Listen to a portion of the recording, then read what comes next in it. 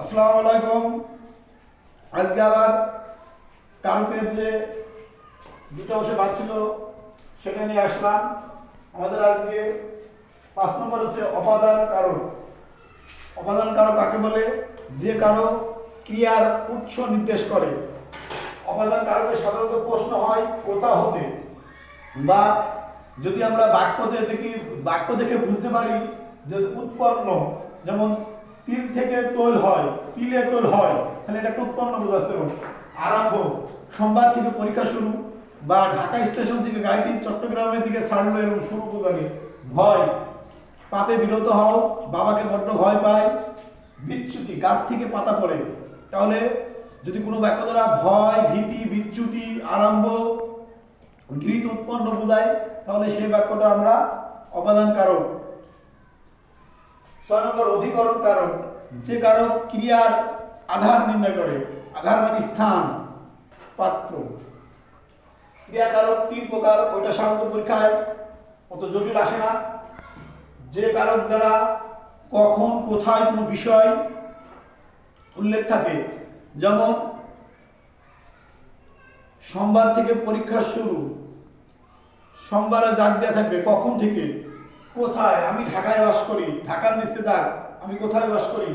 বিষয়, রহিম অঙ্কে কাঁচা, রহিম যদি কোনো সাবজেক্ট, অঙ্ক ইংরেজির বা কোনো সাবজেক্ট উল্লেখ থাকে আর তার নিচে দাগ দেওয়া থাকে, তাহলে বোঝা যাবে এটা অধিকরণ কারক। প্রিয় শিক্ষার্থী, আমরা এবার কয়েকটা উদাহরণ দেখি। আমি ঢাকায় বাস করি, এখানে প্রশ্ন যেটা কারকের নিচে দাগ দেওয়া থাকবে ওইটা বাদ দিয়ে প্রশ্ন করতে হবে। আমি কোথায় বাস করি, আর কোথায় অ্যান্সার হলে অধিকরণ হবে। বা সোমবার থেকে পরীক্ষা শুরু, এখানে আমরা দেখেছি যে আরম্ভ, শুরু এবং বোঝালে অপাদান কারক হবে। স্থান, সময়, এগুলো থাকলে যে অধিকরণ হবে তা নয়, একটু আমাদের বুঝতে হবে, একটু মনস্তাত্ত্বিক জ্ঞান দিয়ে এটি বোঝার চেষ্টা করতে হবে। আর পরীক্ষায় সাধারণত এই দুটার মধ্যে থেকেই দেয় কাছাকাছি। যদি শুরু, আরম্ভ যদি বোঝায়, যেমন সোমবার থেকে পরীক্ষা শুরু, এই যে শুরু কথাটার মধ্যে কিছুটা উল্লেখ আছে, তাহলে ক্ষেত্রে হবে অপাদান। রহিম অঙ্কে কাঁচা, যদি কোনো বিষয় নিয়ে দাগ দেওয়া থাকে সেটা হবে অধিকরণ কারক। তাহলে অপাদান কারক আমরা বলতে বোঝাই যে বাক্য দ্বারা গৃহীত, উৎপন্ন, ভয়, ভীতি, বিচ্যুত, শুরু, আরম্ভ।